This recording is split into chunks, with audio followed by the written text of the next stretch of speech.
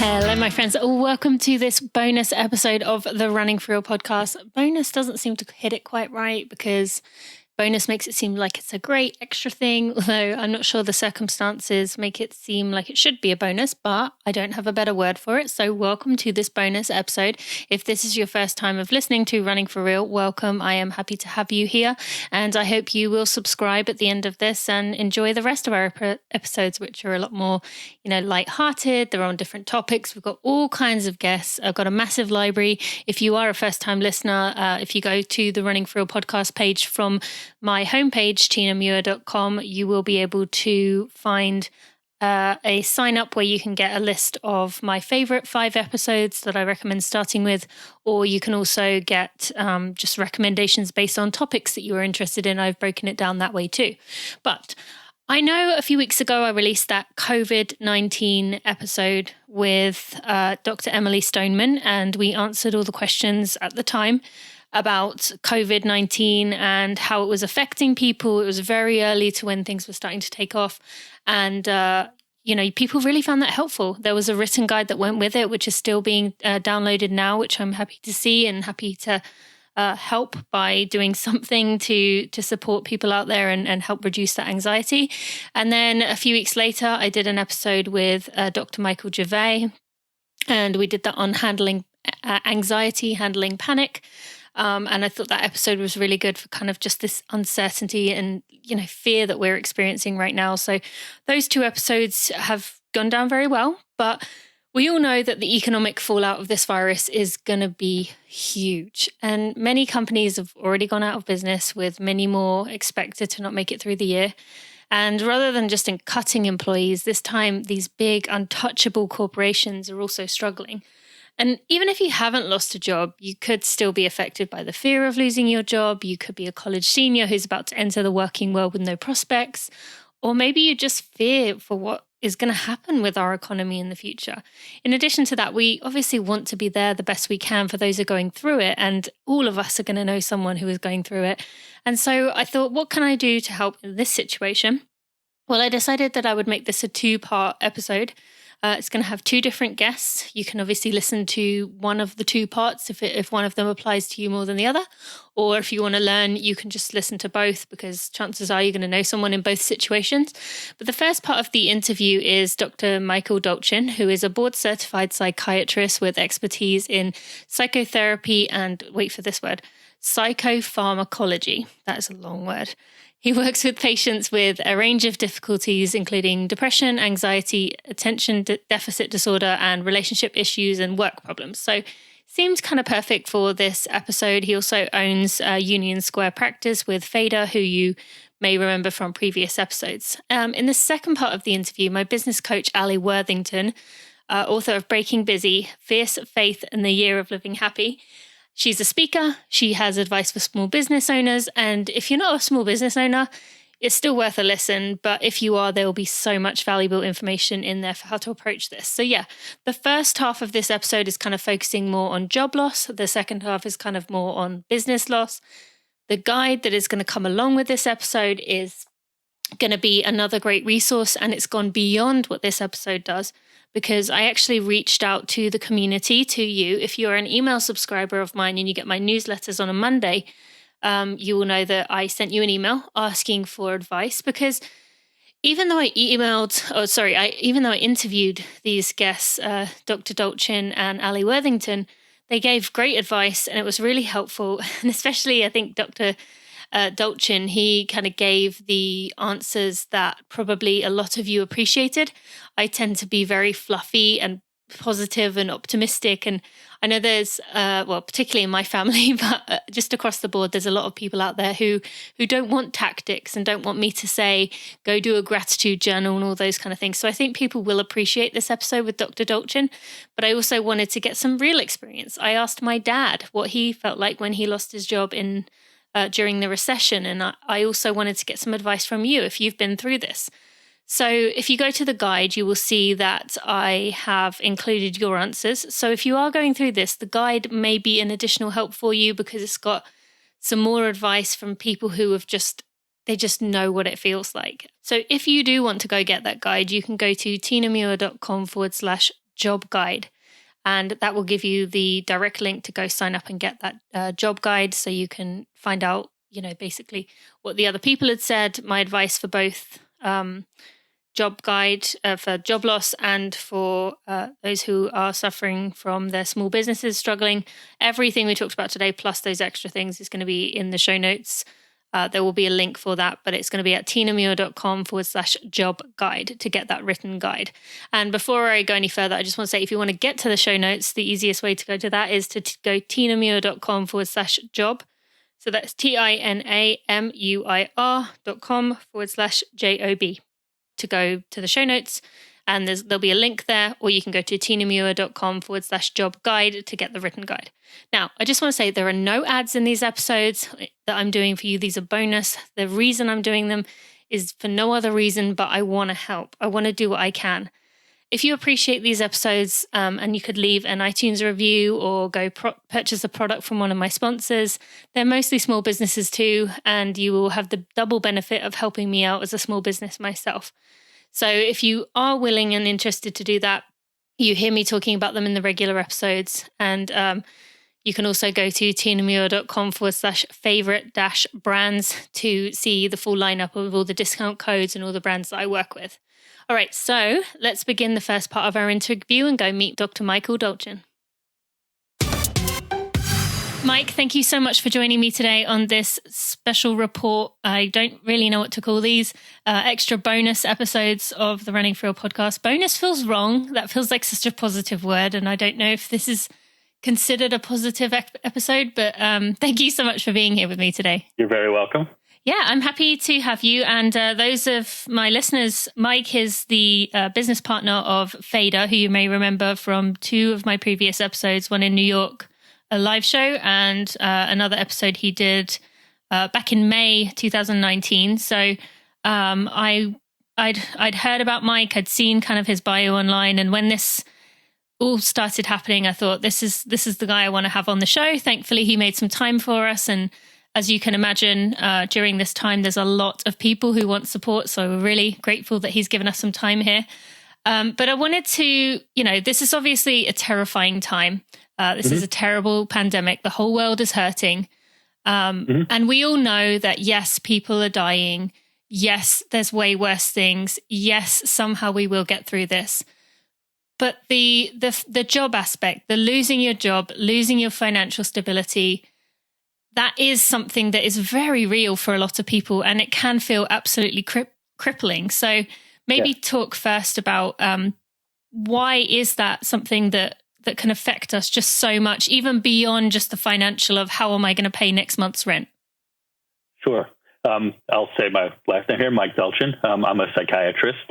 And, sort of talking about, psychiatrist's job, among other things, is sit in a room, right? Now, sit in a room not with other people, but talk to people, via video, and hear what their experience of being themselves is in a particular time, right? And a lot of what psychiatrists end up talking to people about is anxiety, certainly.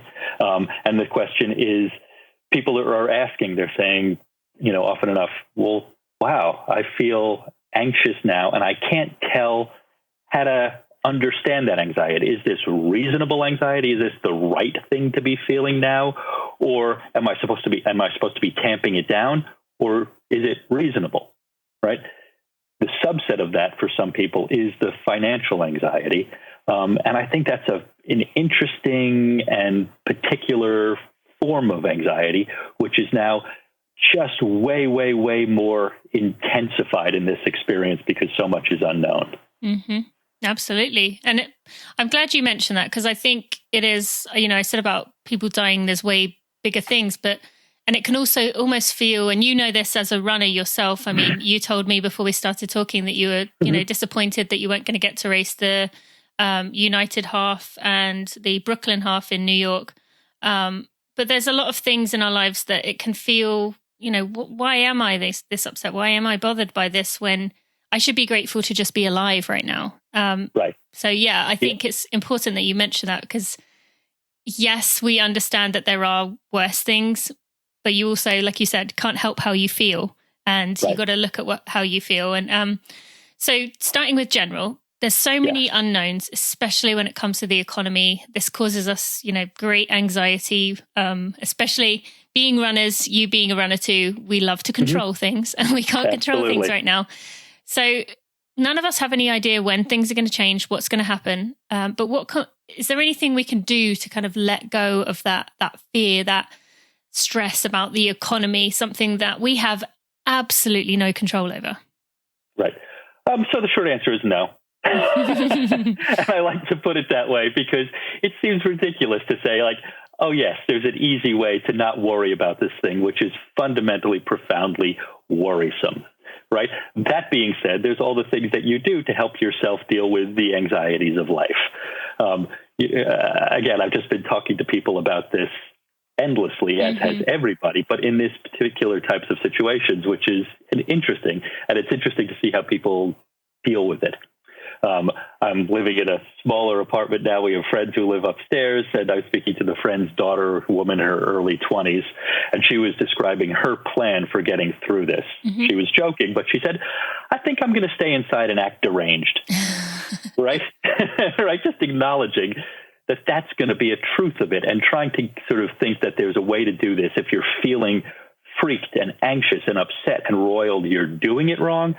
That's not true. That's how part of how people are going to be feeling. It's what else you can do and how else you can feel. That seems to me the interesting issue. I spoke to a patient yesterday, and it was just a very, very interesting conversation because he was someone who was always worried that the sky is going to fall. Right? That was the sort of first time I met this person, many months, a year ago. That was the issue. I'm one of those people who is just existentially angstful. Spoke to him recently. He said, no, I'm feeling fine. It turns out, and this is how we sort of phrased it together, that the unknown, how is the sky going to fall? Is it going to be political mayhem here? Is there going to be a fascist dictatorship? Everything that his brain could worry about was the unknown. And I liked my phrasing of it, which is that the unknown is a lot worse than the uncertain. Right now, we're uncertain. We don't know a lot of the facts about this, but we actually know kind of what we're dealing with. We're dealing with a pandemic. And, we certainly don't know what the death rate is going to be and all of that awful stuff. And even the economy, right? The economy now is somewhere, it seems to me, using this analogy, between the unknown and the uncertain. But people have a sense of what economy is, and trying to keep it in that general realm is helpful, that you can think about it in the way you've traditionally thought about it. What is particularly worrisome is when you can't. And that's what I think really underlies this and gets people particularly anxious, is the what if of the economy. Yes, absolutely. And thank you for explaining it that way. And that is very, very true. And you're right. Like there is many ways that it's uncertain, but we know we will come out the other side. We know that at some point there will be an economic boom to kind of make up for what we've gone through. And yes, okay, if you're in a position where you are kind of riding the line or in the red, then yes, that can be scary. But you will get through it, and somehow things, we kind of know that eventually it's going to turn around. So let's talk about someone who is in fear of losing their job, or particularly someone who has lost their job. They're really kind of dealing with this separating identity or the self-worth, how they view themselves to the world, and their job. What would be your advice for someone who is kind of very much aware that, if I don't have my job, or I don't have my job right now, and I feel like I have nothing to offer, I just feel so lost? Again, I wonder if that isn't more sort of usual times job loss issue, right? It seems to me that we're just, for these weeks anyway, I suspect that people are worried about the virus, and they are worried about survival, and they are worried about their sort of economic underpinnings rather than their own sense of self in that way. I suspect, right, that we're going to get to that, relatively quickly over the next many months. Over the summer, that's going to happen for people who are still unemployed and things like that. So I can speak to that, but it sort of feels like I'm always wondering, like, what is the moment, right, and what is business as usual and what's not. That's job loss, business as usual in some way. and the standard things to think about that are as helping people understand that they are, among other things, their job title, right? People know it, but they don't really, really feel it. And getting them to sort of, this would be sort of cognitive behavioral therapy, getting people to just list all the things that they are separate from their job and just spending time looking at that list. The crucial thing about cognitive behavioral therapy is you don't have to win any particular argument in your head. It says if you have a list, if you have something in your head that's saying like, I'm nothing without a job, you just have to come up with a list that says I am something and here's why. It doesn't have to, you don't have to prove it. You don't have to say, oh, therefore I am something.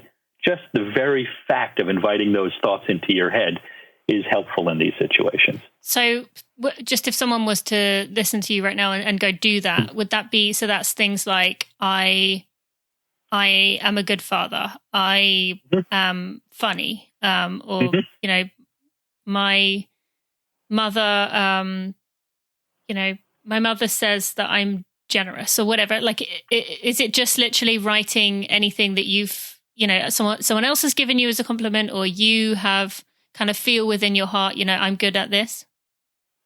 Yes, but even I would actually sort of bring it down a level, because you're adding a level of positivity, which is wonderful, but probably not even necessary. Okay. Right? Because what you're saying, for people whose self-definition is about their work, you just want to get a list of things that define them that are independent of work.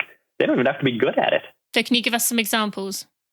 Just running is a great one. I'm a runner. Okay. Right? You have to be a good runner to feel good about that? No. You could be a terrible runner. But if that's part of your identity, that counts. As you said, fatherhood, motherhood is certainly one. Siblinghood, family, past experiences, hobbies, so many of those things that are independent of work that you're able to say about yourself. Okay. And what are your thoughts on like a gratitude journal? Is that going to be helpful during this time, or would that likely kind of make people just become like a chore, like, oh, I have to find some good things in my day? I got such a sort of funny version of my field to be answering questions like that, because I really sort of divide the world in my own head into those people for whom things like mindfulness, which are great and which work, and meditation and all of those things, which again, I'm all for and work, those speak to some people, and other people they don't speak to, and they find them work, or they find them inauthentic in a way if that's not their nature. I personally end up on that side of things. So I know gratitude journals, being grateful for all of the things, there's no doubt that is a fine thing for so many people, right? It's often a good thing for people who don't find it naturally their temperament to try. On the other hand, that little voice in the head that says, oh man, this is corny, this is silly, this is ridiculous, I don't like to do it, should also be allowed to be there while you're doing something like that, because what you're trying to do is figure out if it works for you, if it helps for you, if it doesn't help for you.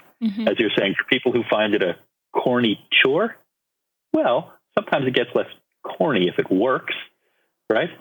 On the other hand, sometimes you say, well, that's not the best thing for me. So much of this is sort of starting a hypothesis that says a change of behavior is worth trying out to see if it works, not that there's some easy way to do things. So what would be some things that someone like you, if, and I ask this because in my family, I am the only one who would do any of that kind of stuff. They see it as silly. They see it as, I'm not bothering with that. Like, that doesn't do anything. So I personally know people who are not interested in this, but also there's a lot of people listening saying, well, that's me. So what do you suggest for those kind of people? I use the word meta a lot, right? And so it's sort of that sort of meta thinking about how your thoughts and behaviors and actions affect you, right? So I'm sort of bringing this over to sort of the advice I often give to people, which is, well, what are you, right? You are some combination of your feelings, of your thoughts, and of your behaviors. People often have a hierarchy there, which I don't think is helpful. They think that underneath it all, the truth, the authentic self is feelings, right? Layered on top of that are your thoughts. And then on top of that are your behaviors. Mm-hmm. I think in general, if you can sort of give all of those things equal play, it really, really, really helps, which means you feel what you feel. You can't help it. You think what you think, right? You can help that. Not that you can prevent yourself from thinking some things, but you can invite other thoughts in. Yep. Again, back to cognitive behavioral therapy. And you can choose how to behave, right? And how do you choose how to behave? You look at your feelings and you look at your thoughts and you decide how that's going to affect your actions. I think one of the crucial things in terms of how that all works is that the more people are listening to their thoughts and not their feelings, they feel fake and inauthentic, right? The way around that is narrating your decision-making process. Well, I feel this way, but I'm thinking this, and I'm choosing to act in that particular way. Saying that to anybody removes the inauthenticity because you're still being you and talking about your inexperience of yourself, but you're also acknowledging that you are choosing to act in a way that is different than you feel. That's good. Right? Thank you. Yeah. So I think that sort of helps people through all of this. Yeah. In some way. Yeah, really helpful. Thank you. All right. So what about someone who maybe does find themselves in a job loss situation? They're not sure how to talk with their partner, with their family. How do you kind of own the situation and take back that control? Because it's very, I remember my father losing his job in the recession, and I could see that he didn't want everyone like padding him with cotton wool and kind of, oh, are you okay? So how can someone take ownership back and tell their friends and family without people kind of giving them that, side tilt of the head and sorry face? Right. Well, it's actually interesting. I was having a discussion with somebody this week, hadn't lost his job, but patient came up with a phenomenal expression for what he was trying to avoid. He said, talking to people, it's hard in situations because I'm really trying to avoid the incoming flack of sympathy, right? That tilt of the head and all of that is off-putting for people. So one of the things I often tell people is you can give people the teacher's guide to you. You can instruct people on how you like to have to be interacted with. Sometimes people have tragic things happen to them, and the thing they hate most is the incoming flack of sympathy. They don't want that tone, that eye contact. They just want someone to interact with them, for lack of a better word, normally. And to tell people it's freeing to say, hey, you know what? You're allowed to tell people that. It doesn't have to be a secret. You can use words, tell other people like, no, don't give me that tone. Just talk normal. I can handle it. You're making it worse for me by my having to deal with your reaction to me. Help me out here. People love that. They're so appreciative of being told that they can just, seem to talk about something momentous in a much more casual tone. Okay. And then what about the other side of things, who's someone who feels like they're not receiving the emotional support they need from others? Maybe they don't know how, but they're feeling like, saying something to them, they're just going to say, oh, suck it up and get on with it, or whatever it may be. They're not giving the support that this person wants. That's a good question. I'll just hold that if you would remind me of it again. Because I had another thought in between, which has to do with lying, right? A complicated word, a complicated thing, but people often find themselves lying in the moment when they don't want to reveal something that's humiliating. Job loss can be humiliating that way. And not that people necessarily will lie about it, but they will kind of want to get themselves out of the situation, out of the moment.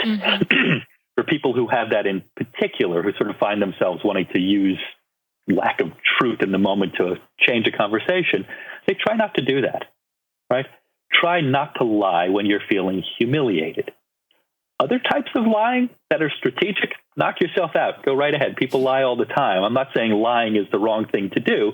I'm just saying this particular version often ends up sapping your power and strength and narrowing you, because then you're just going to have to remember all the things you said. It's much easier to know the truth in those situations.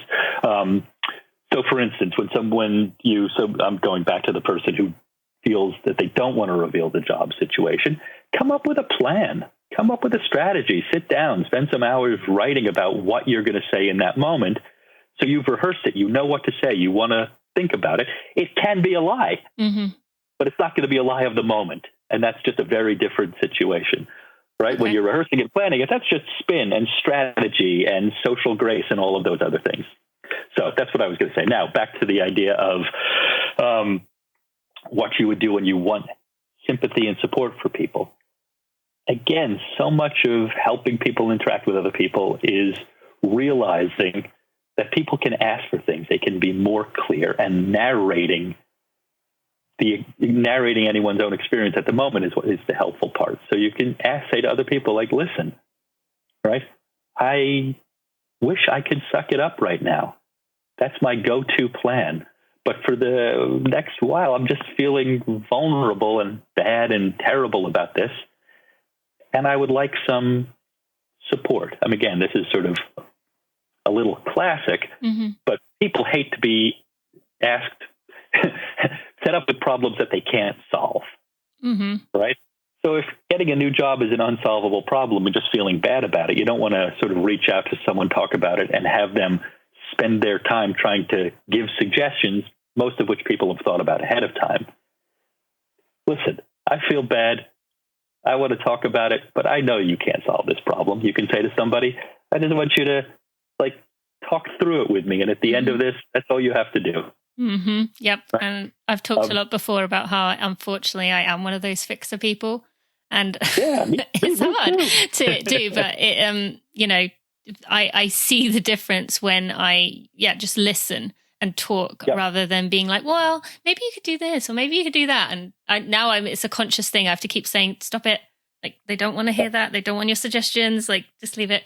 So, thank you for saying that. Another way to think about that, I use the concept with people of this other person, they're suffering, right? It seems that what they want from you, it feels to you like they want you to solve the problem.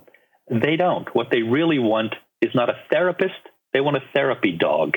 They want some creature that's going to be nearby who is only supportive, and everything you get is free, right? A therapy dog is just there. You don't think like, oh boy, that therapy dog was so helpful. I kind of owe them now. I'm going to have to pay them back. No, it's all free, right? So you want to figure out people should, in those situations where they need sympathy or, just help and emotional support, ask for the free stuff. People are happy to give it. And also what's interesting is sometimes it gets complicated when it looks like people are thinking about what's deserved and what's not deserved, right? You can get out of that a little bit sometimes by thinking about what you want, asking for it, and then saying thank you. Hugely helpful, because then people feel altruistic and good, and it's not a sort of tit for tat quid pro quo situation because people got the upside of feeling generous. Yes. Oh, yeah, I love that idea. That's a great suggestion. Thank you. And, that kind of maybe answers this question I'm going to ask you next. But what about people who really want to support those who are dealing with job loss? They know that offering money is never really a good idea. Is there a way to kind of support people without offending someone by, saying, well, I can buy this for you or let me give you some money? Wow, I don't really know the answer to that. And I suspect it's, again, different for different people. I realize that my theme here is just communication, right? That not having to guess about what somebody does or doesn't want and being able to ask them would be the goal. Again, complicated because sometimes the very act of asking is the thing that is going to make somebody else feel bad. Yeah. Right. So figuring out how to ask. Right. So how would you ask somebody that who is sort of proud? I don't know.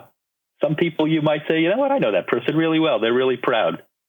If I am going to offer them money, I'm actually only doing it to make me feel better because I'm worried about them. If I really, gun to head, would have to answer the question, is that helpful for them for me to offer money? And the answer is no.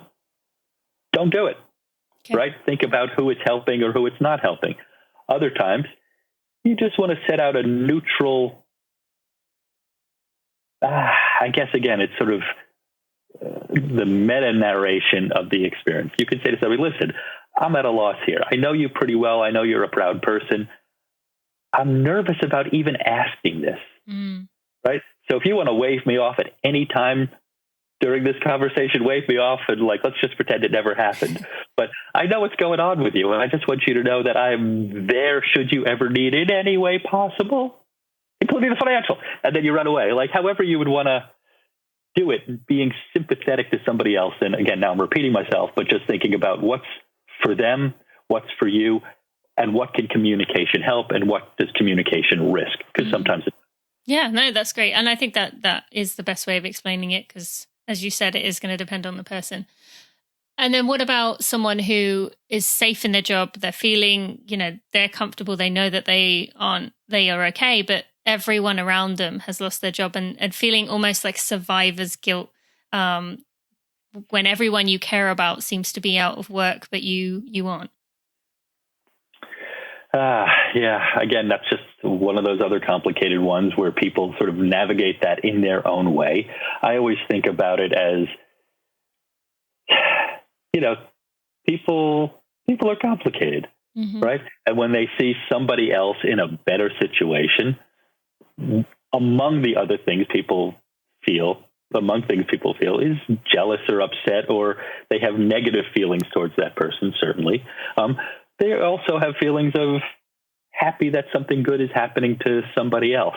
How somebody wears that, again, has to go with who they are and who they've always been, and trying to be thoughtful and authentic, right? So if you're somebody who has a job and you're coming across many, many, many people who have lost jobs, part of how you want to be is perhaps different to the different people, depending on what your understanding of their sensitivity is. Yep. Right. Some people wouldn't want you to mention it. Some people would want to say oh, I'm so happy that I'm, without a job and so grateful and have so much gratitude there. And other people, might want it played down. Okay. So again, really comes to knowing that person and that you are interacting with and thinking about your own self and, kind of air that you're giving off, I guess, with the situation that you are in. I don't know if you're going to be able to answer this one just as it is very specific, but what about college students or people who are graduating? They're coming out into this world. They're thinking, how am I ever going to be able to get a job when there's all these experienced people trying to find jobs? I've just done all this work for my degree and now it's kind of useless and I'm going to have this massive gap on my resume. What would you say? Yeah, that is a really tough situation. I think the last thing you said is probably the least to worry about, right? You're at, somebody's at a job interview in the future, right? I say you have a gap on your resume in the spring and summer of 2020. Yeah, that's true. Right? It's an answer of global pandemic. That'll probably get you out of a lot of That's true. I think people will be given a pass interviews for this year. Yeah. Exactly. I think everybody's going to get a pass. So again, I think it's one of those things where people are coming out of college and they're nervous anyway about what the hell, as is the joke is, it's the freshman year of life, right? That they're trying to figure out how to navigate everything anyway. And now all of a sudden the whole world is up and down. And, I think that people are going to, in some way, band together if they possibly could. But as, sort of staying connected with each other, I think that there's many students, who are able to go back to their families. I think it's complicated because there's obviously a wide range of economic abilities in the country and many people who aren't able to do that. But in that same way that I think that people are realizing that this really is very different than previously, right? And that they're trying to have to, just kind of get through it and not necessarily feel that there's a right way to get through it. Everybody's muddling through. And that's also one of the things that I sort of have as a refrain as a therapist, right? Which is when the best you can do is muddle, embrace the muddle, right? When people want clarity to know whether they're doing it right or they're doing it wrong. Yeah, nobody knows that. So the particular talent and skill here is to be an efficient muddler. So that's my advice to people coming out of college. Realize that the skill is to not feel calm and okay and like you're doing it right, but to be good at not feeling that. But with that group in particular, maybe early 20s, depending on what kind of degree they do, still kind of I definitely in my early 20s was still quite insecure, wasn't quite solid in who I was. Any advice for parents or people who know people who are of that graduating younger generation who maybe are a bit more fragile to the emotions of what's going on right now? What can parents of those college kids and other people around them do to support them emotionally? That's a very good question. And I'm just only hearing it in terms of how should that be different than normal times, right? And it's an exaggeration of normal times. If I can, sort of make a joke, I guess, right? Well, what is everybody always doing in some way when they're thinking about how to behave, right? Well, on the one hand, not too boring, right? It's worth doing things in the world, not too boring. On the other hand, not too dead, right? You don't want to do things that are so risky and unboring, right? If you think about risk, it's the platitude of risk about driving a car. Everybody knows that every time they get in a car, there's risk that they might die, but people do it because they know that it would be so boring to not do that, right? So we're always doing that at all times. Why walk down the street? An air conditioner, I live in New York, could fall out of a window and that would be that, right? Because it's not a lot of fun to not walk down the street. This is just that turned up to 11, exaggerated endlessly with that great intensity, right? So in the same way with college students, they're coming out and they've got this raft of anxiety no matter what, how to be themselves. And then now it's just turned up to 11 in terms of those things. And often what that is parents are wondering, do I not cut my kids off, but am I saying like, hey, you're earning your living, you're living on your own, you're responsible for yourself. I'm only paying for the cell phone, or I'm not paying for anything. That they're sort of figuring out how to sort of unwind a financial relationship. That is just a much more intensified versions of things. Yes. One of the things I talk to parents about, which I think is a particularly helpful concept, is yes, no precedent, right? People with little kids, right? The ability of kids says, hey, can I have ice cream now? And it's not when you usually would, but to be able to say to a kid, yes, but if you ever cite this as precedent and argue in the future that you should always get ice cream in situations like this, it's not going to go well for you, right? Just think of this as a particularly lucky time, which you should not be, thinking of as a routine. In the same way, it seems to me parents now can be saying to kids like, listen, this is a really, really, really weird time. So we're not learning structure here, not trying to help you figure out how to stand on your own.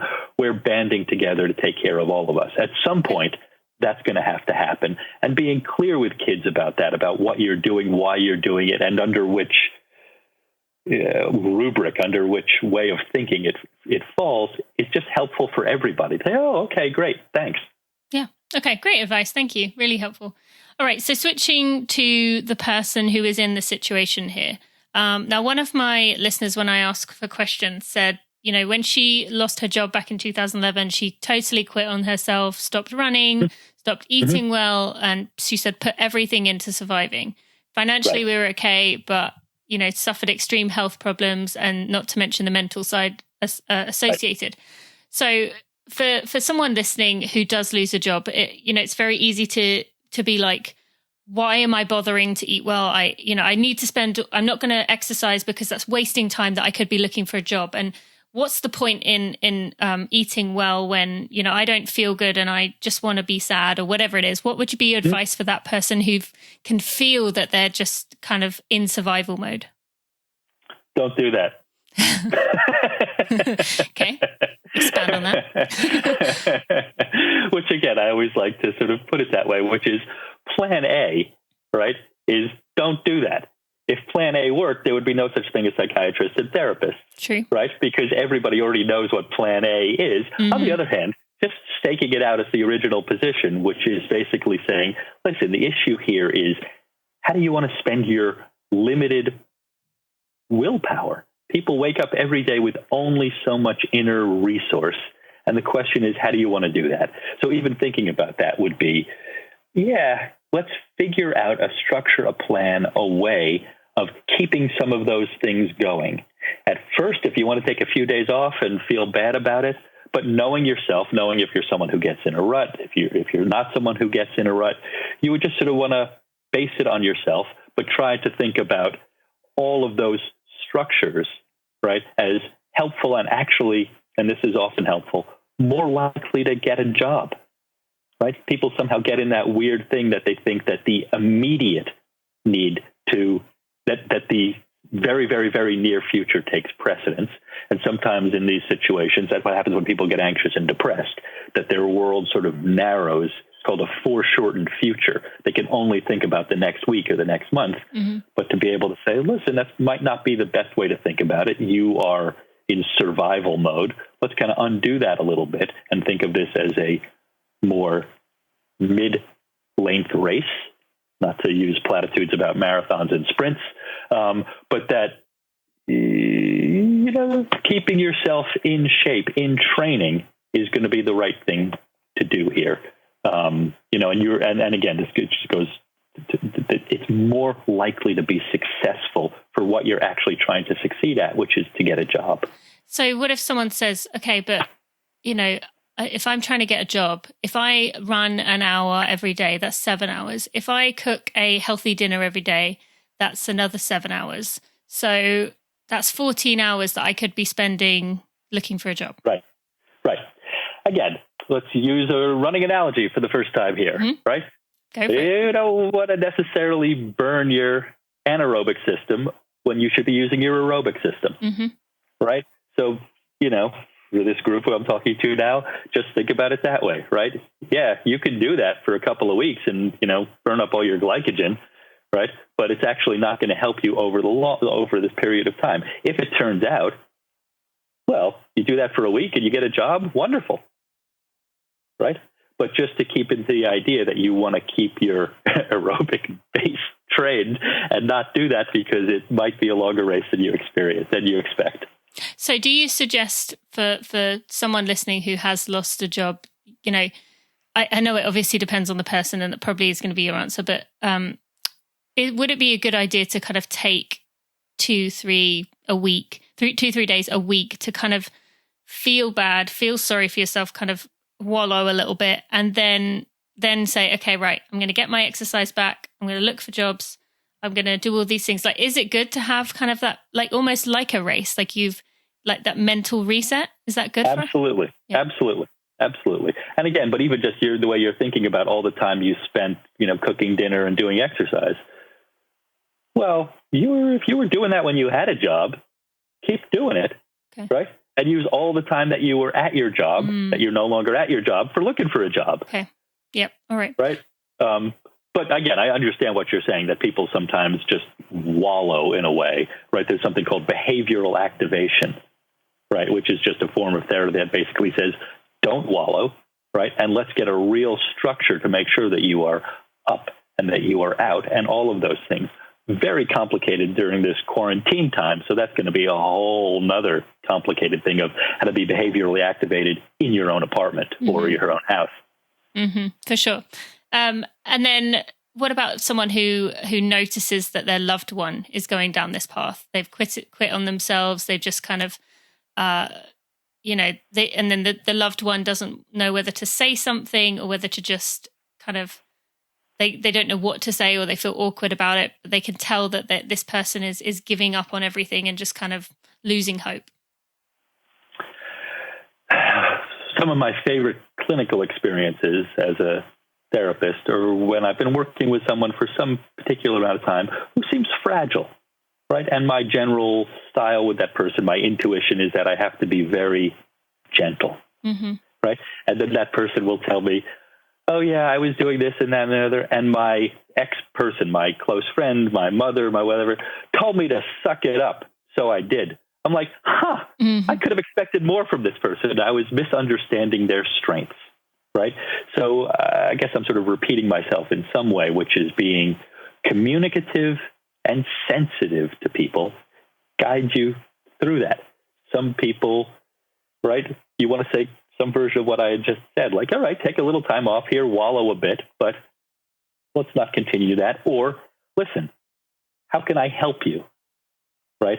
Get back on your feet, right? I'm not telling you, I know you know plan A, which is just don't do that and do it, but it seems you're having trouble. How can I be of help to you? If the person can't answer, you can build in a default, which is another great technique, right? Someone's, in bed and just isn't really answering, to be able to just say out loud, like, listen, I'm asking you how I can be helped. It seems that's a really, really, really hard question for you to answer. This is how I'm going to help if you don't say anything, right?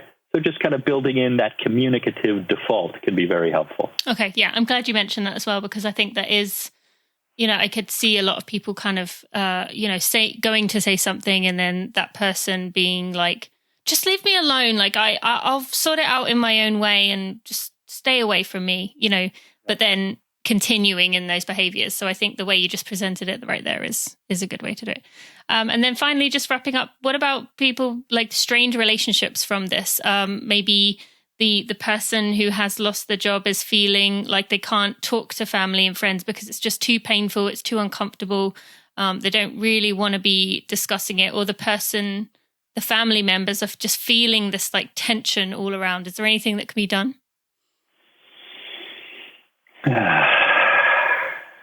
So the question would be, how should the person who has lost their job and suffering be?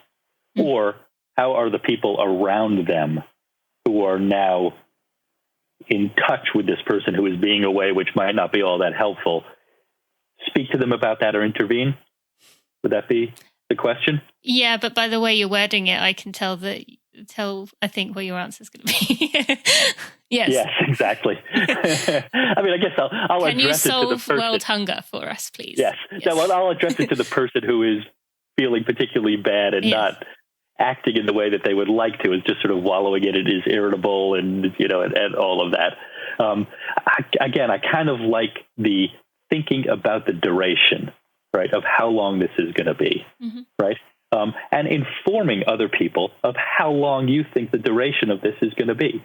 Even just adding that to somebody's own brain is helpful for them to get out of it. But to be able to say, listen, I lost my job last week and I feel terrible. And when I feel terrible, historically, as we all know, I get irritable. I'm going to be irritable. I'm giving myself a week of irritability. Sorry, everybody, right?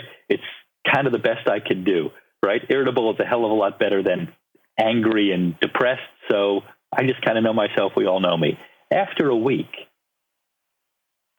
I'm going to start putting energy to behave differently than I feel, right? After a week, I don't think that it's quite so appropriate for me to be doing this, but no. I mean, again, that's sort of idealistic. Are people really able to do that? No, but they could do it more than they think, right? If you cue people around you to the fact that you're acting kind of terribly, right? And that that's a time-limited, that's only tolerable for a limited amount of time, just that general concept in a relationship smooths things over, because you are doing some of the worrying and anxiety that other people are doing. And as long as you're taking on some responsibility for that, it lowers the burden. Okay. Does that make sense? Yeah. Okay, thank you. All right, just to wrap up, is there anything you would tell someone right now who, we haven't already said, not about relationships, but just that total fear of, I know we're going to get through this. I know that somehow this is going to turn around. And yes, I'll probably get a job down the road, but I'm terrified for my family, for what's going to happen in the next few months. I will lead up to my answer, right? Because it seems to me somehow connected, or I'm hoping it's connected as I started to the next anecdote. People are asking me about my patients. Like, wow, isn't everybody, right? Your raft of patients who you see regularly, isn't everybody feeling terrible? And the answer is, interestingly, no. That there's many, many, many people who I connect with on, telepsychiatry. Hey, how are you? They're like, it's kind of weird. I'm doing fine. Right. So the people who are doing fine in some way are the introverts, They're like, this is great. I don't have to feel terrible about being an introvert right now. I feel bad for the extroverts. They're inside suffering. I'm inside like all bets are off. This is great. The pessimists, they're like, yeah, I knew this was coming, right? Yeah. Right? It sort of confirms the worldview in a way, and they're kind of feeling okay. Can you still hear me? Yeah, it's changed to your AirPods, to your different headset, but that's okay. Just keep going. Gotcha. Okay. That there's the people who are sort of existentially freaked out and terrified all the time. That there's a group of people who have a little difficulty with sense of self, who always live with a sort of perpetual sense of existential anxiety. Those people, but they're like, no, this is fine. Now the outside matches the inside. It always used to be. I felt that way and there was no good reason. Now that there's a good reason, I've got skills. I've been feeling like this forever. So I know how to feel this way. It's all these people out there who are amateurs. This is the first time they're feeling sort of terrified in this way. Wow, I'm feeling bad for them. Right. So in that way, to realize that I'm now going back to your original question about what's the advice for people who are feeling freaked out, is to realize that there's lots and lots and lots of people who have been feeling things like that for a long time. Right. Many have gotten through it, and that there's a set of skills of realizing that you can just, again, some of them are platitudes, right? But when you think about the one day at a time, that has been around as a way of thinking about things for so long, particularly helping people with substance issues. It's an AA, right? But that actually applies really, really, really well now to almost everybody, where it used to only apply to a subset. So true. Okay, thank you. All right. So Union Square practice, I will put a link in the show notes for anyone who, would like to set up an appointment in the future if you live in New York. But can people follow you anywhere online if they are interested? Do you have social media? Not really. No, not really. Union Square Practice does. We're just a big, sort of a 30-person group mental health practices from licensed mental health counselors to social worker, therapists, psychologists, et cetera. And as you mentioned, my business partner, Jonathan Fader, who's a sport and performance psychologist. So we have a whole wing that does that. And what's also interesting about this situation, I don't want to keep talking too much, is half the practice, Union Square Practice, helps people who are feeling bad feel better. The sport and performance aspect of things, the subset which is called Sports Strata, helps people who are feeling fine perform better. This is actually an interesting moment because we're using the perform better skills of anxiety tolerance to help people who are feeling situationally bad. Right. So it's kind of an interesting thing where sort of our full range of techniques here are needed, because the intense experience that our sort of sport and performance training, I always use baseball as an analogy, but, if you want to stand on a mound and throw a ball to a tiny spot, 60 feet, 6 inches away with 55,000 people ready to boo if you don't do it well, that's an intense experience. And we have sport and performance training for that. Global pandemic kind of is an intense and strange experience. So sort of a lot of those techniques of handling anxiety in the moment are now going to help people who are also feeling particularly bad. So you're saying I should have had Fader on instead of you? I'm kind of saying that. A combo. A combo is the way to go. Although you're allowed to call him Jonathan. He told me I wasn't allowed to say that, and I don't like saying Fader, but he kept saying I had to call him Fader. So you just said Jonathan, so... Yeah, we know each other so long. It's a little like what your mother calls you, not what your friends call you. That weird situation. Okay, fair enough. All right. Well, thank you so much for your wisdom and for talking to us today. I really appreciate you. And I'm sure people have found this really helpful. So thank you very much. You're very welcome. Nice to speak to you. Really helpful from him, and just kind of a different perspective. I know it's very easy for us to kind of want the kind of tactics and the tips, but sometimes it is good to just have someone to say, this sucks or this is tough. And, it's okay to be a bit crazy right now because we're all feeling it. We're all definitely acting a bit different and with good reason too. So I hope you enjoyed that episode. If you do want to go on to this second part, this part is going to be about what to do as a small business owner. If you're not a small business owner, that doesn't mean that you could just switch off. This part could well apply to you or someone that you know, or it could just be an interesting learning experience. Maybe you've someday thought about opening your own business and you'll learn some advice here in how to protect yourself from things that could happen in the future. So I think it is worth a listen. And by the way, even if for nothing else, my business coach, Ali Worthington, is just the most wonderful, kind, generous person, and you're just going to love her. So let's go meet Ali Worthington.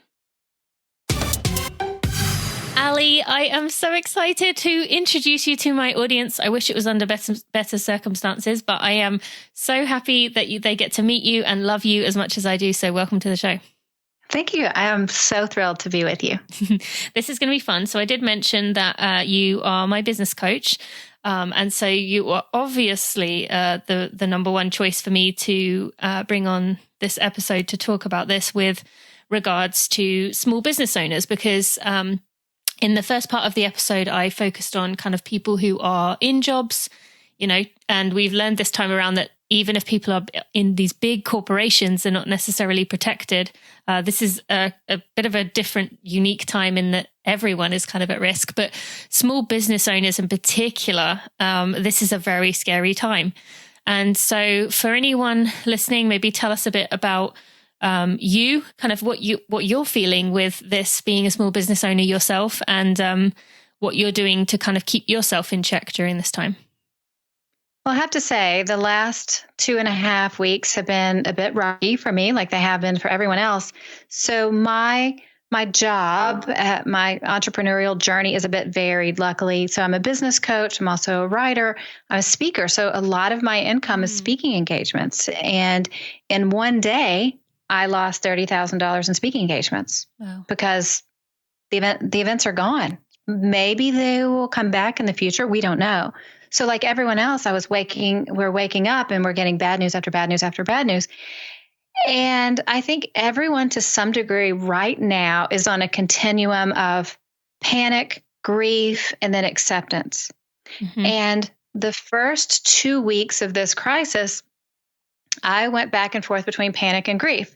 And I would do a coaching call with a client and we would map out exactly what to do to keep the business afloat, especially, brick and mortars are in a really dangerous space right now.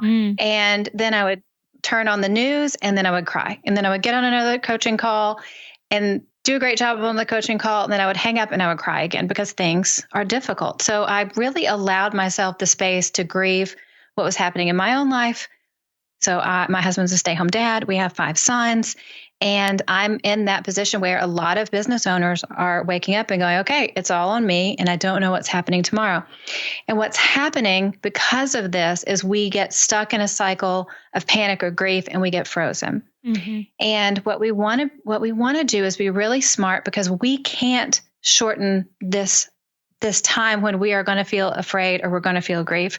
Allow yourself to feel it. What I would do the first week, so 2 weeks ago, is when I had an hour or 2 in my schedule, I literally on my calendar scheduled and said quality freak out time. I would read all the epidemiologists. I would worry about people. I would check in on elderly neighbors, and I would allow myself to cry. And this week is the first week. It started this weekend where I went, okay, grieving cycle's over, panic's over. It's time to really get going.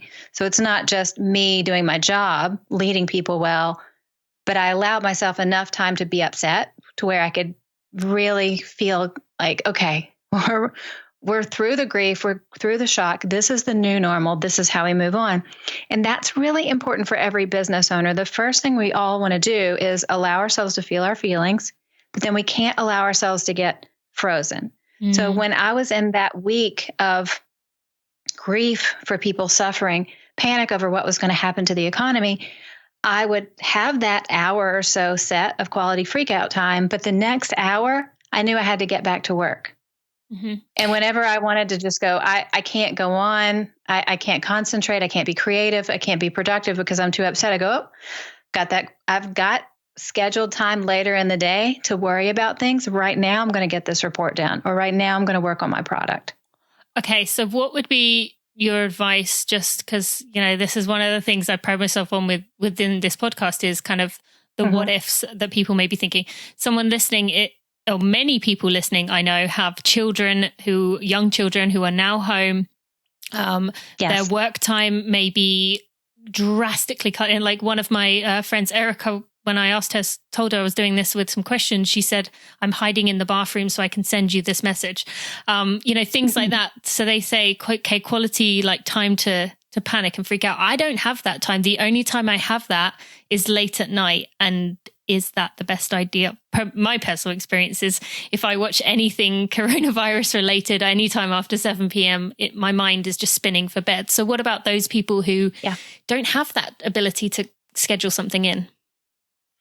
Well, I built my first business in the middle of the recession of 2008. And all my kids were little. So the baby, who is now 11, the baby was just about 6 weeks old. And so a lot of that business was built in the middle of the night, nursing that baby. And when he was sleeping through the night, a lot of the business was built by staying up late at night or waking up early in the morning. I'm also one of those parents that doesn't mind TV. So whenever I could get the kids to sit down and watch a movie, that was my time. And I'm happy to report they're all doing great, even though they did watch a lot of TV when they were younger. So when they're really little, especially toddlers and preschoolers, it's going to be really difficult to get that time. But to some degree, things shift. You want to get more done when they're asleep at night, or, wake up early in the morning. When they nap during the day, nap as well, so you don't go crazy from lack of sleep. But it is, to be quite honest, and unfortunately, it's going to involve cutting into some of your time. Yeah. One of my clients that I'm working with right now, she has 3 little girls, and her husband is working from home Monday through Friday while she's building her business. And I said, okay, well, he gets Saturdays, and you get all day Saturday to work on your business. That's your day, because Saturday's his day off. You guys both take Sunday off. It works. So it involves a lot of juggling. But for years, when my kids were little, I was up till 1 at night. I didn't watch TV for years, because as soon as they went to bed, I got to work.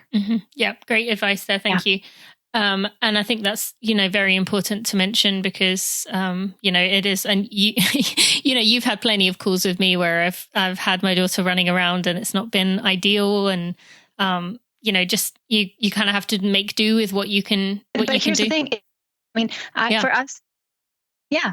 For us to record this podcast, I had to go out in the and the rest of the house and tell the kids who were playing ping pong on the dining room table to give me half an hour and cut out ping pong for a little bit. This is the new normal. Yeah, for sure. Okay. So then let's move on a little bit. Obviously, in the first part of this episode, I talked about people who've lost their jobs, and we are in a different phase that, everyone is at risk this time around. It's not just kind of small businesses, but everyone is at risk.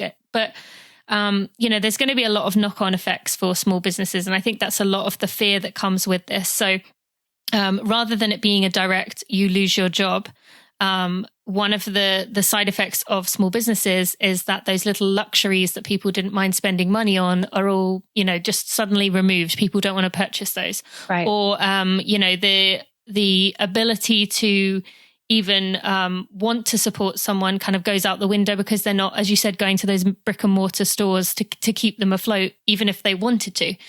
So what would be your advice with someone who is kind of struggling with that fear of like, I can't see how I'm going to survive when, if we are in a recession, if we do go to a depression, what am I going to do? How am I going to keep my business going?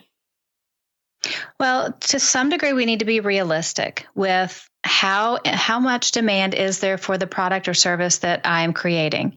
In the future, will this product or service last in the short term, in the next 12 months? If the economy does shrink by 20%, if we have 30% of people out of the workforce, there will be less demand for those luxuries in life, like you talk about. That's why right now we all have to be very, very flexible. We want to look for new ways to serve our audience or to serve the clients that we're already serving. If you are in a place where you have luxury items, the luxury market to some degree is probably going to be safe. If you are, high price luxury items, you're probably fine. If you are serving the middle class or lower middle class with things that are luxuries, but you're hoping to have the masses buy from you, this is the time when your market share is going to shrink. Mm-hmm. So you want to embrace flexibility and start thinking of how you can make some pivots. You can look and start thinking about, what do people need right now? And it may be completely different than the product or the service that you have in your lineup right now. But when you start thinking about what people's needs are in a way that you can meet those needs, you're always going to have business. If there are serious needs and you can figure out how to meet them for people, you will stay afloat. So what about for someone, and I know this is something that a lot of people have struggled with, and I actually talked to you about this as well. It feels very, very like slimy to be trying to sell anything at this point, especially like even if it is something that people need and want, it kind of can feel like you are, taking advantage of this situation. Like, how can you be strategic and look for opportunity without feeling this guilt that you're just taking advantage of the situation and like preying on people's vulnerabilities? All good business is based on taking away people's pain. People have a pain point because they need to learn how to code, or they have a pain point because they need to hire somebody to tutor their child from afar, or they have a pain point that they need to build their business, or they have a pain point. We all have the pain point now that we need ventilators, right? Mm-hmm. Whatever it is that we can do to take away people's pain is serving them. There is still lots of money going in and out where people are buying things every day. But the change in our buying habits is we're buying things that are solving our pain points. We're buying a lot of groceries. We're buying a lot of services. We're buying things online. And so if you put everything in the perspective of, I'll have this product or service and it will help people, it will solve people's pain points, it will help them do what they need to do in life right now, that doesn't feel slimy. Mm-hmm. The only time it feels slimy is when we are offering a product or service that people don't need. Okay.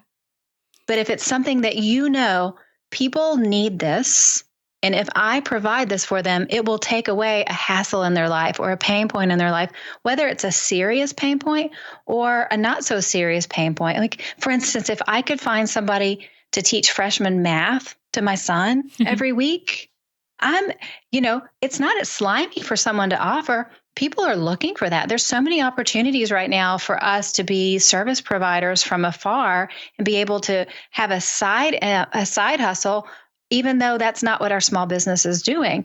We just have to go, where are people hurting? What do people need? I'm happy to offer it. And the exchange of money is how business is done. Mm-hmm. It's not like we go to the grocery store and go, it's a pandemic. I can't believe you're charging me for this chicken. It's still the way our economy works. That's so true. That's so true. And I think that is one of the pain points, isn't it? That whether it's that it's actually happening or that our own kind of insecurities and self-consciousness is making us think that it's one of those situations where everyone is kind of gossiping about you and everyone is like rolling their eyes at you and thinking that you're doing something wrong, when actually really it's only you being critical of yourself. And I think that's a lot of what small businesses are kind of dealing with here. And I'd love, if you don't mind, if we could kind of use myself in this situation, in that probably about a month ago when this first started happening, you and I had the conversation about what to do next. And I very much said, I don't know, like I had this mental training course, which was ready to kind of do another sale, another big launch for it. But I had to put that on hold, and you asked me what I could do instead. And for me, creating a paid product didn't feel right, but we decided, build my email list. And so that's where the original podcast episode and guide came from for the COVID-19. And then this one has become, the next one. How can I solve a problem for people? Even if it's not bringing me in money now, that's bringing me more of an audience that I can build upon. And then hopefully in the future, when things do kind of calm down, they're ready and kind of believe in me and trust in me. So anything you'd want to add to that kind of strategy and thinking that way if someone doesn't feel good about asking for money for products? Absolutely. Here's what I want everyone to know. This is not the end of the world.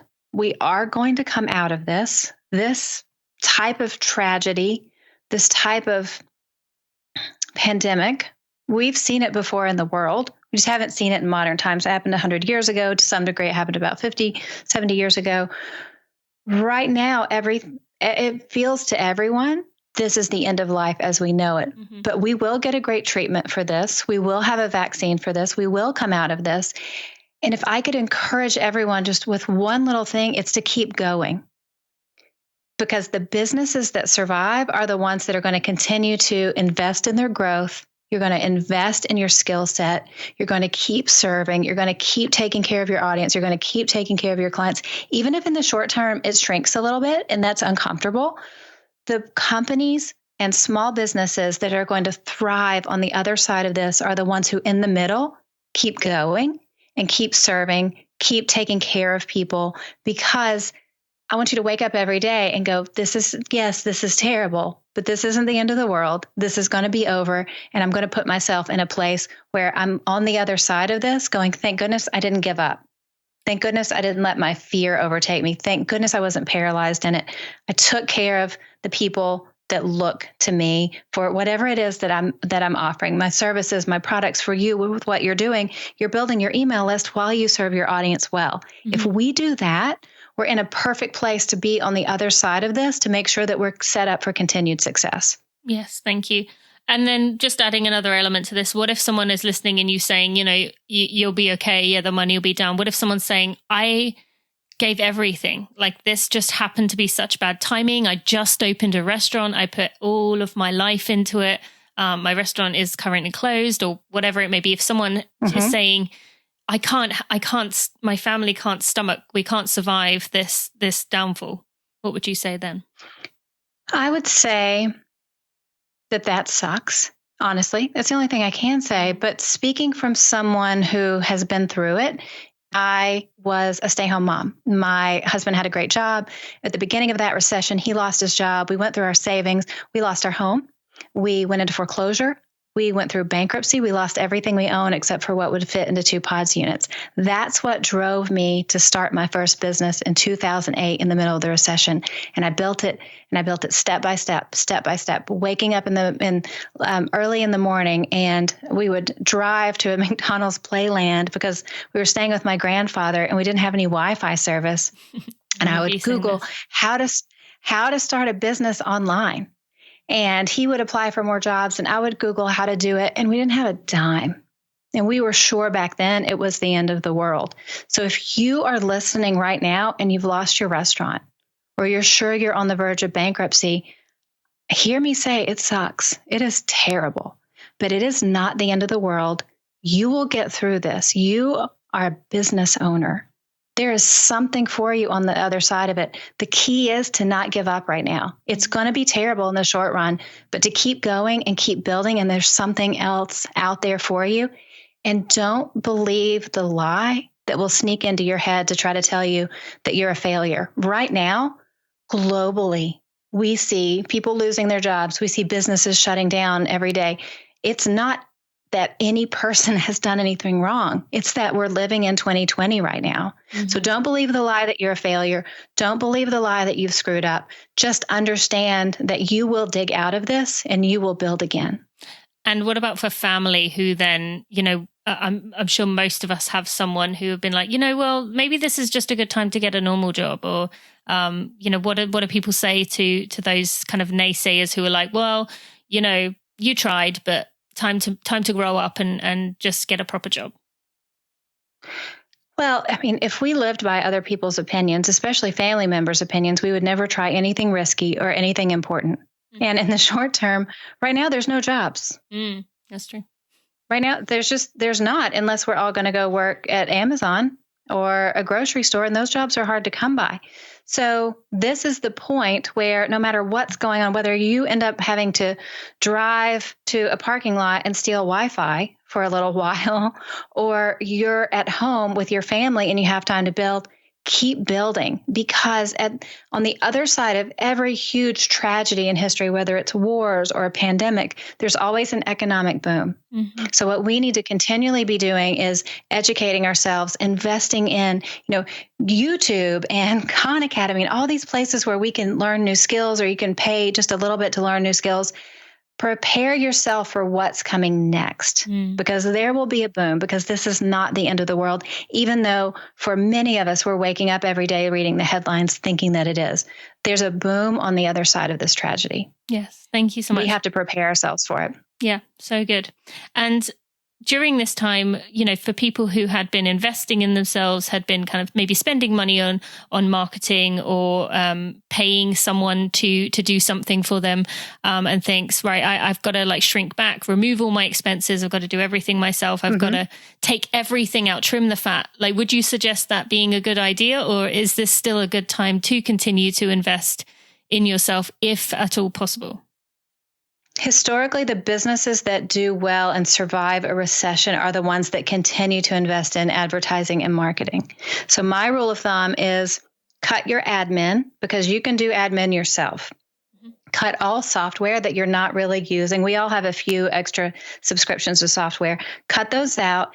Anything because here's the thing, normally it's time or money. We end up creating work for other people to do because we have more money than time. For many of us, we're switching to have more time than money. So when you have time, do those admin things yourself, but keep investing in the things that will, if you can, keep investing in the things that will help move your business along. So I'm biased to say this, a coach is going to help you move your business along, make sure that you're always staying on top of things. Marketing and advertising, it makes sure that you're going to move your business along, because you're going to get in front of more eyeballs. I have lots of clients with brick and mortars, and all of a sudden we're moving everything online, right? Yep. Because that's where the sales are. So you're continuing to pivot, to be flexible, and to keep putting money into things that drive your business forward. So again, when we get on the other side of this, we're set up for massive success. Oh, so good. Thank you, Ellie.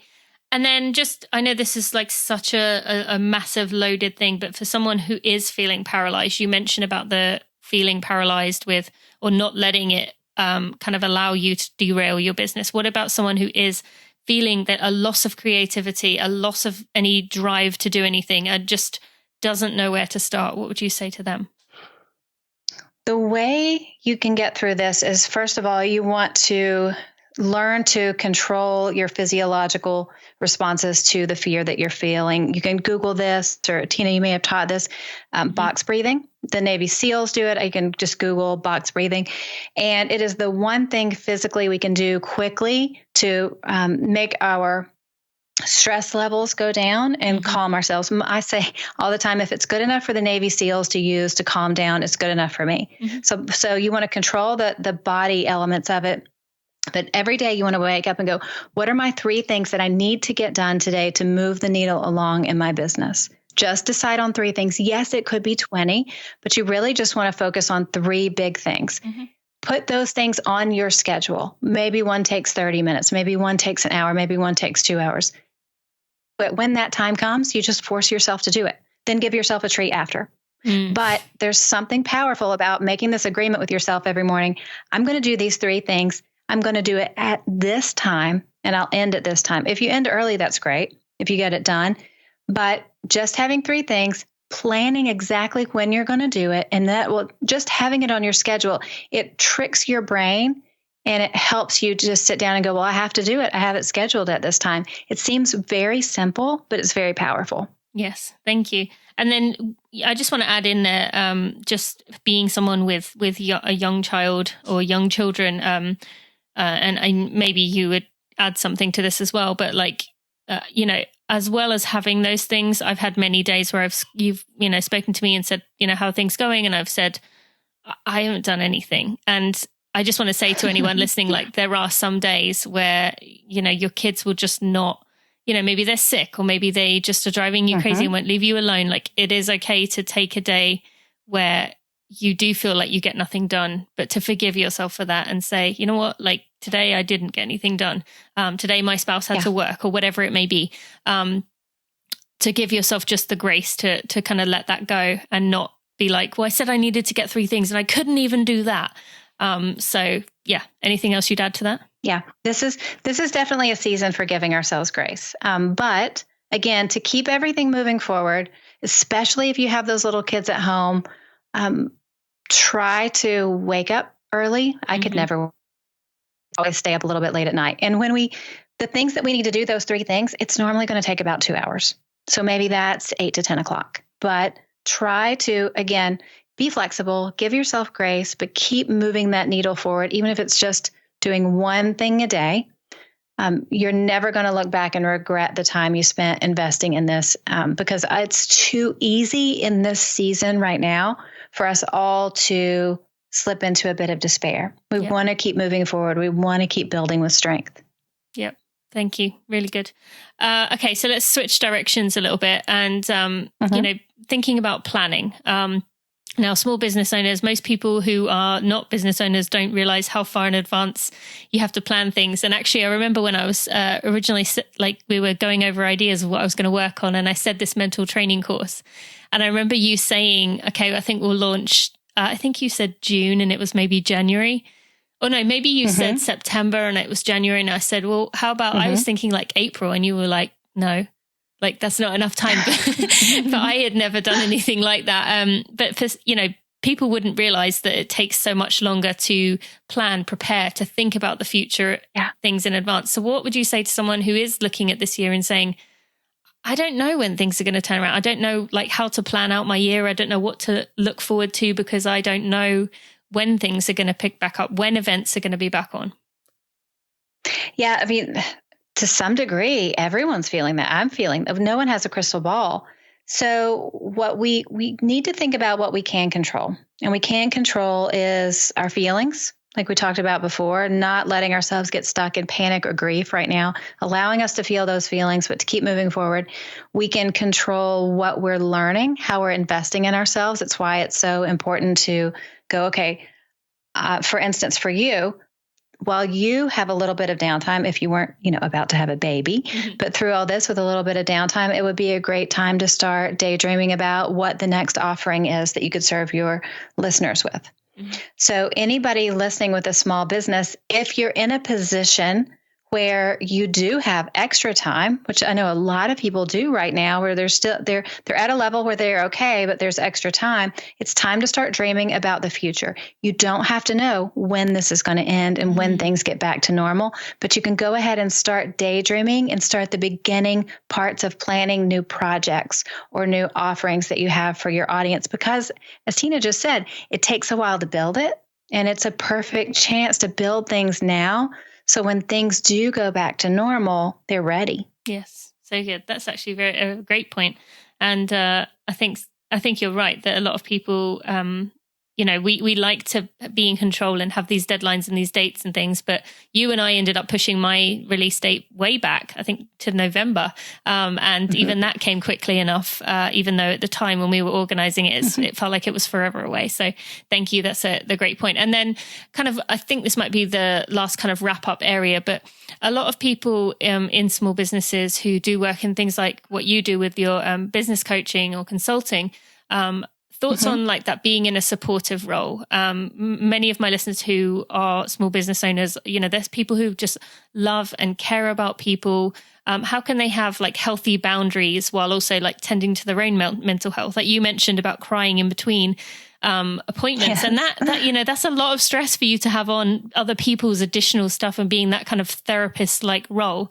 So what would you say to someone who is in that kind of position where they are advising people and kind of taking on their strains and stresses as well?